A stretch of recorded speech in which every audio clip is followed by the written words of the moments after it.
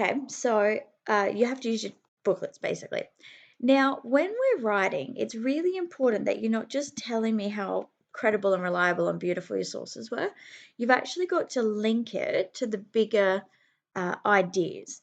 So you might say, from this background research, I was then able to, whatever it was, I would say, construct relevant and appropriate interview questions which utilized appropriate vocabulary and concepts, right? That might be something your background research allowed you to do.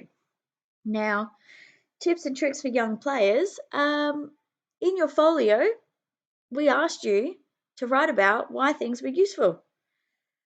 So, hint, hint, nudge, nudge moment. Go back to your folio, find out why they were useful. Use that information. It will be very useful for you.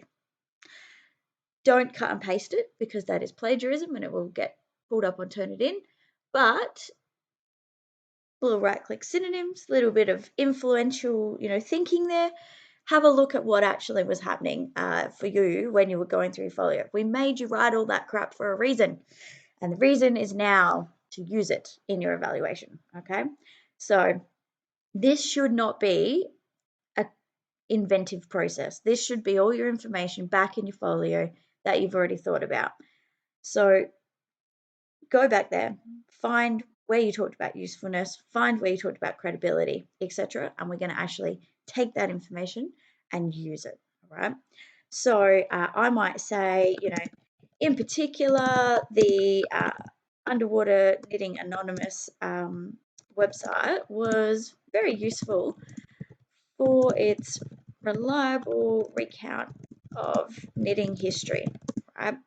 Now, I need to actually be able to explain why that matters for this to be a high grade. So this was important for my research because blah, blah, blah, blah, blah. Okay.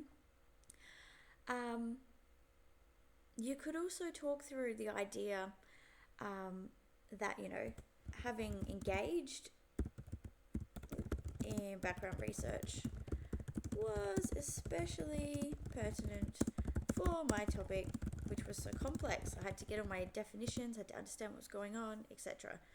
Not everybody is going to write about background research. Some of you are going to write about interviews, or some of you are going to write about, I don't know, your literature review or your medical journals. So at every point, you're going through this checklist. What did I do? What were my sources? Why did I want them? How did they help me? Why were they useful? And how did it actually lead to an outcome? So statements like, this was especially useful in my outcome when, dot, dot, dot, dot, dot. What did you do? So it might be when I used, the comments from Dr. Spot to support my experiment findings, etc., etc. Okay, so aside from just telling us what you did, you have two main aims in this section.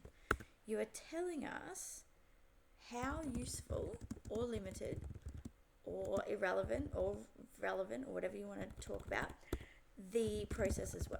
Okay, plus the outcome of the processes. What did you actually get out of it? That's really important. When you are doing that, you'll notice in this example, this person talks through 3 of their examples. They reference, makes no difference. You're not marked on referencing, don't waste your time. They talk through, the ideas, and then they talk through, how they were actually then finding it useful to then build on that. And then, they're actually integrating more detail here. For your purposes, you just need to worry about this first bit right now. Okay. I think it's really important that we think about your overall timeline and your wording and word counts. And I'm going to flick that to you on sector of how much I'm expecting to pick up from you by the end of Friday.